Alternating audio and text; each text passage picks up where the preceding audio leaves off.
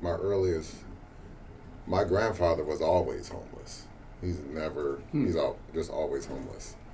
Um, so as a kid, my dad would say, well, if you ever see your granddaddy out there, you got to, give him a few bucks or whatever. And his name was Hippie Tip. Hippie Tip? Yeah, like that was. That's a great name. That is a great name. But that's my Gmail name. Yeah. So that was him, Hip, and he was homeless, and you'd see him from time to time, mostly on the streets. Every once in a blue moon, he would come like to my grandmother's, but he just looked so out of place, like with a shower and with his hair combed. I think he felt like a disconnect because we would always introduce ourselves as, our parents' name. I'm Hollis's oldest child. I'm the youngest. I'm the this. So, and so I think we kind of learned early on, that we just accepted him. He was my grandfather, and that was kind of that. Then I had a cousin who was a professional boxer. I'm sure you've never heard of him, but he wasn't very good. Probably 4 wins, 13 losses, 13 by knockout. Probably. He probably fight canceled and probably lost that by knockout. But the training and the discipline for that field is very difficult. But he became homeless as well. So coming in, I have, I didn't have a real negative perception of him, and not overly positive, but I just know that it affects, my family, and I would hate to have walked past someone and seen people harming my grandfather or my cousin, right? So that was just kind of that. And then before I moved to Biloxi as a police officer in Detroit, we would just take the homeless to shelters. We really, we didn't really look to connect with them in a real way. It was just, I just think it was just probably that atmosphere and the requirements and of the police department at that time just didn't leave room for that. But down here, Biloxi, it's more of I feel we serve the community and try to meet the needs of the community. So when I got down here, I recognized, as well as the police department, that there was a need for some sort of action with the unsheltered in our community.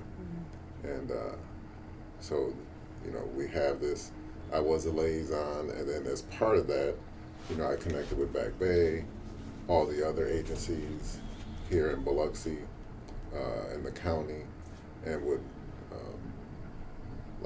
I hate to use a line from Bill Clinton, but this was a good one, where he looks to build bridges and not walls. Yeah. And as a police department, we would look to build a bridge into, Back Bay, Open Doors, Coastal Family Health, different agencies that help, and we can open up that highway of conversation like we're having now.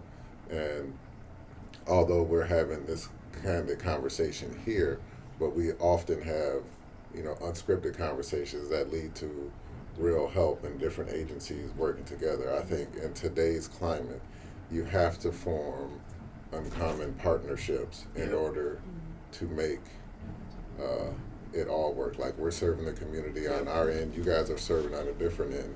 Why can't we come together and provide a better service as a whole for everyone? Exactly. So I think that is the goal of the police department of Back Bay for, for citizens that we have, I have took an oath to protect, and that you guys have, took this labor of love that you have that, in your heart of service.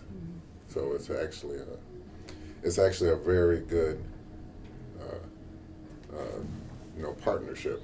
When I was on the detail, this might be a side story, but I would call her all the time. I would say, hey, there is a lady sitting over here on the ground. She's got all of her belongings, and she's in distress, right? So at that time,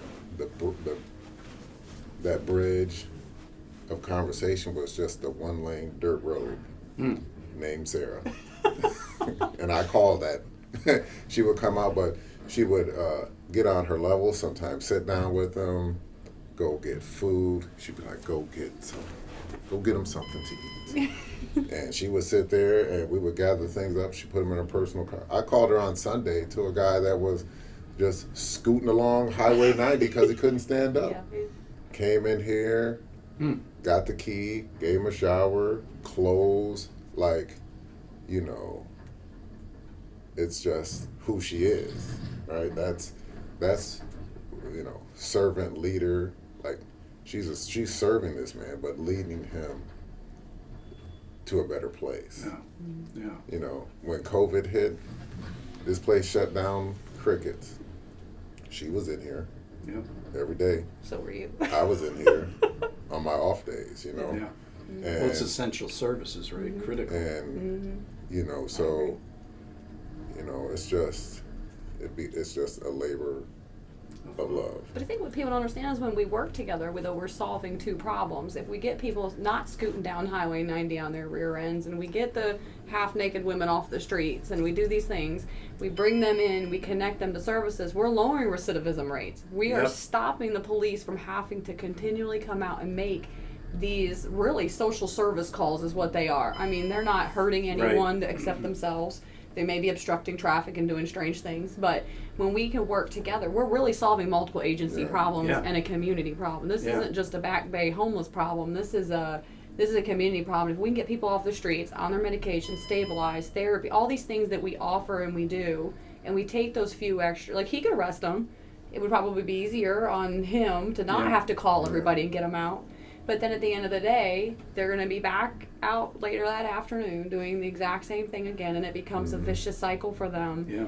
And for us to lower recidivism, we have to work together with each other. I mean, it's optimal things to do for each other. Well, it's interesting what you said, because it kind of brings us to a really important point, is that the police officers, and that for me was one of my awarenesses working with Phoenix Police, was that police officers have to be trained to do so much. Like you said, social worker, you're a social worker, you work with homeless populations, mental health, people that are a risk to themselves, or violent people, in domestic violence situations. So you have to face so many different types and kinds of people, and then not only to mention cultural issues or gender identity issues.